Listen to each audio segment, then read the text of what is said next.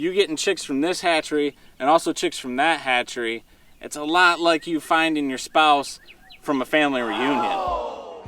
Do you need help getting your socks on? Yes, like I said, people don't know Andrew's a guy who brings hay all the time here. I think a lot of people know Andrew. People don't.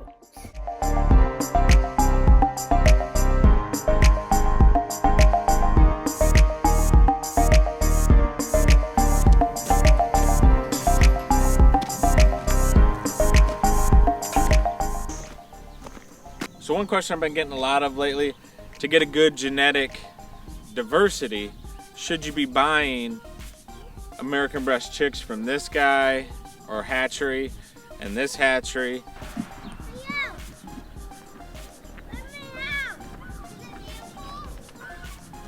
My kids are in here, so Your kids are in there?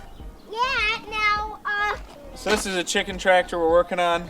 hey, in my house we're working on. Sorry, this is Everett's house we're working on that we may or may not be using as breeding pens for American Bresse chickens. They're my breeding houses. Okay, they're your breeding houses. So we're gonna make 3 of these houses for Everett. Right now I'm in kind of a standstill on it. I'm waiting for the tarp to get here and the egg box for the back of it. But this is usually a similar thing that is controlled. We'll go in the barn later, but right now we need to get this chickshaw fixed so we can get these American Bresse chickens in a bigger pen. I'm about ready to drop this stuff. The time is just like sitting here, it looks like a chicken, but not actual chicken. Like It's a chicken. It's a chicken.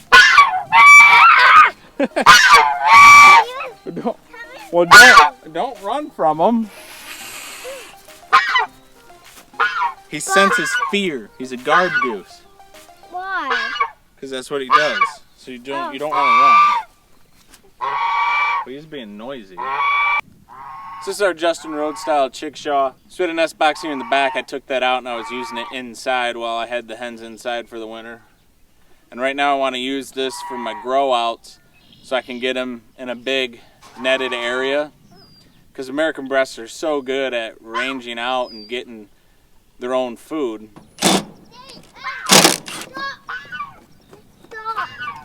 What are you doing? So back to the question that a lot of people have been asking me, if you should buy American Bresse chicks from multiple hatcheries. And the reason a lot of people are asking this question is because they want to start breeding their own American Bresse, which is great. I mean, that's the whole reason I'm doing this, is to help everybody set up their own sustainable flock to get their own egg-producing hens, good egg-producing hens, and their own meat birds. Hey, watch where you're swinging at, man. So for example, you're thinking that if you get American Bresse chicks from this hatchery and that hatchery, that it would be like you finding your spouse on vacation. There's a good chance you're not related to them, right? And with Rhode Island Reds or an older heritage breed like that, there's a very good chance that you could find a flock down the road and that would be the case. They wouldn't be related to your flock of Rhode Island Reds at all. But with American Bresse, you getting chicks from this hatchery and also chicks from that hatchery, it's a lot like you finding your spouse from a family reunion. I mean, I know that's a disturbing thought, but because there's such a small gene pool in the United States and not that many people have been breeding them yet, they're still going to be pretty closely related. With that being said, it's not a bad idea. You're going to get a little more genetic diversity. It might give you a step up in reaching your breeding goals faster. I just don't know if it's worth the money, to be honest with you. I think you're better off getting chicks from a hatchery, and it's more of a numbers game, I think. I mean, 25 I think is the minimum, and I mean, it'd be even better if you got 100 of them. And you find the ones you like and the other ones you call hard. The hens that you don't like, you can separate and put in just an egg production flock, or you sell them to a neighbor for good backyard egg layers. And all the roosters, as you know, are some of the best tasting chickens in the world. So to put them in your freezer is a great idea and a great thing to do with them. Andrew's here. We got a cool truck and trailer. Yeah. A bunch of round bales on there. Yeah. So as we get done unloading the hay, Liddy's coming back from her walk. She's got Asa in a stroller. She's got Indy, our dog, on a leash.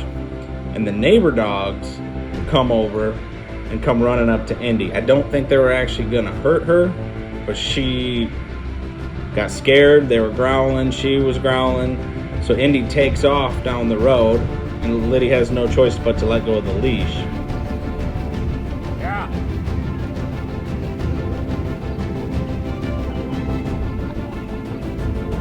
So I take off to go get Indy, and my buddy Mike takes off running to the camera to turn the camera so we can get the shot.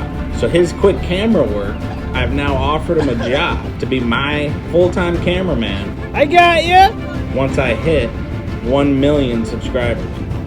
If you guys would like to help my buddy Mike out, go ahead and hit that subscribe button, and I'm sure he'll forever be grateful. Alright, so I got the hay unloaded, got that taken care of. That should last me probably about 2 weeks now. Works out really well that he's able to bring it, drop it off for me. We just roll it off. Because all I have is a little John Deere lawnmower and a Greg Judy bale on roller, and I'm able to pick them up and move them wherever and unroll them in the field. Real happy this year that my good friend Andrew had extra hay that he's able to sell me. Happy to support him, and he's helping support me, so it works out really well. And it's good excuse to see him. I don't get to see him enough anymore.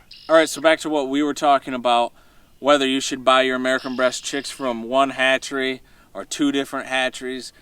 I don't think it matters as much as what you think it does. It all comes down to your breeding and your breeding system. You can have a low maintenance system where you just want some laying hens and to create some meat birds and hatch a few eggs out. And for something like that, I would just use like a flock mating system where you just have like 30 hens and 3 roosters, and whoever breeds whoever, that all works out, and you're able to just put chicks back into the flock. You're not going to improve your flock that fast with a system like that, but it's very low maintenance. And then if you want to get a little more technical, you can go into the rolling mating system, and that's where you have 2 different flocks with 2 roosters and 16 hens. That's about the minimum you would want for a system like that. This flock and this flock, you hatch the eggs out from each one of those. These hens go over here, and that system you can improve your flock at a faster pace with a little bit more work, and so that's not a bad system. But then what I think is the best system to go with is the spiral mating system, and that's where you have at least 3 flocks, and in each one of those flocks you have at least 2 hens and a rooster to start with, and every year you take the roosters and they go to this batch of hens, and these roosters that hatched out from here go to this batch of hens. You take the best hens out of the hatch from that group and you put them back into the group. With a system like that, you're not going to run into the inbreeding problems that you would with other systems, and you're going to improve your flock a lot faster. So the spiral breeding system is what we're setting up here for our American Bresse chickens. It's your best chance to improve the breed in a fast way. It's a lot more work, but it gets the job done. And I'll be taking you through our process on setting this breeding system up and the upsides, the downsides, and I'll dive in more to some of these other breeding systems and explain those to you in more detail in another video. With all that being said, I don't see anything wrong with buying American Bresse chicks from multiple hatcheries. I just don't know if the benefit is worth the amount of money that you're going to have to spend for it. Anyways, I'm going to finish filling this hole on this chickshaw, and I'll talk to you guys later. Don't forget to hit that subscribe button. Is that a great idea?